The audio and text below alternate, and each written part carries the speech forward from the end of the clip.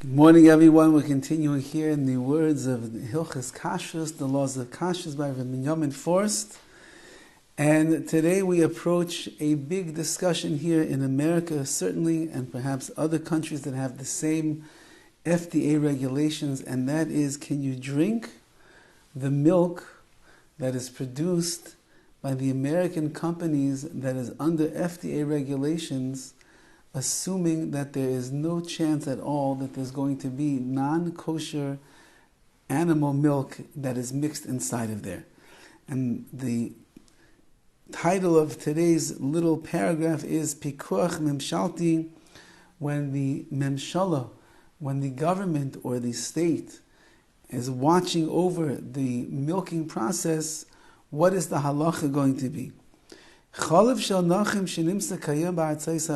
milk that of non-Jews that is found today in America,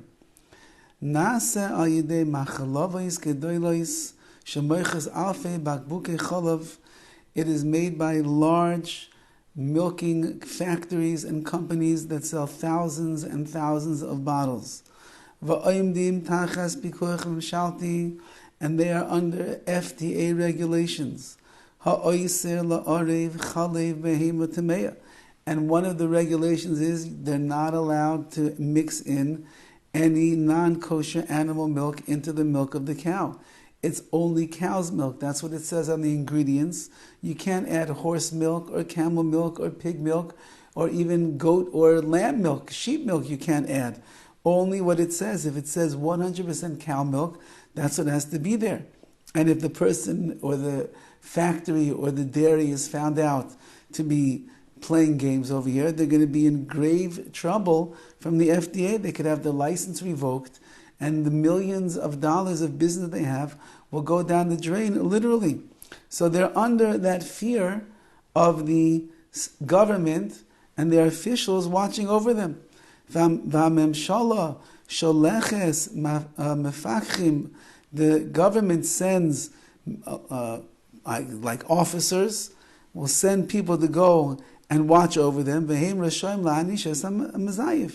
they're allowed to give punishments to any of the owners of these factories who are playing tricks and playing games over here and not putting into the cartons of milk the 100% cow milk that it says that it is.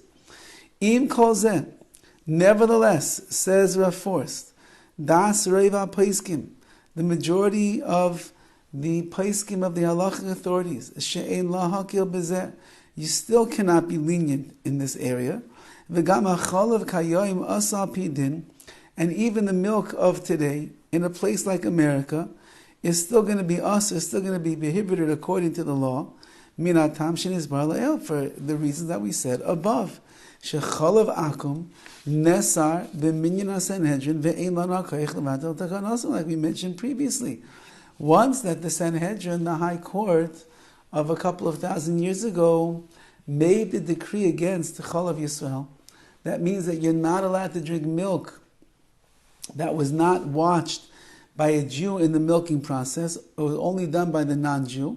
So they made a decree that says you can't drink that milk. And once the Sanhedrin put that into place, we have no right to come along later and nullify that gezerah, that decree. It stands in its place, and therefore the Roiv HaPaiskim, the majority of the Paiskim, hold that even though that there's a good argument to say that there's nothing to worry about in terms of the impure animal milk getting inside the milk of today, still, once the Bezdin put it in place, or like we also said, since that there's other reasoning behind what Chazal had in mind, and those reasons are hidden to us, we don't know what they are, therefore you have no right to go and drink milk that is not Chalav Yisrael.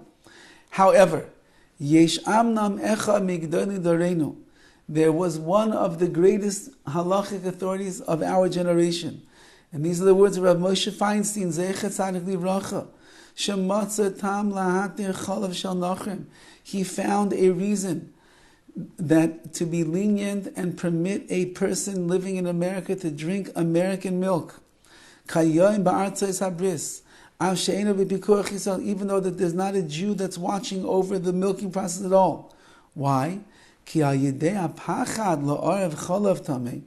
because the owners of those dairies, of those milkeries, they are afraid of mixing in non-kosher milk into the batch, machmas einish hamemshala, because they are afraid of the punishments that they're going to receive, the fines that they're going to have to incur as a result of breaking the rules.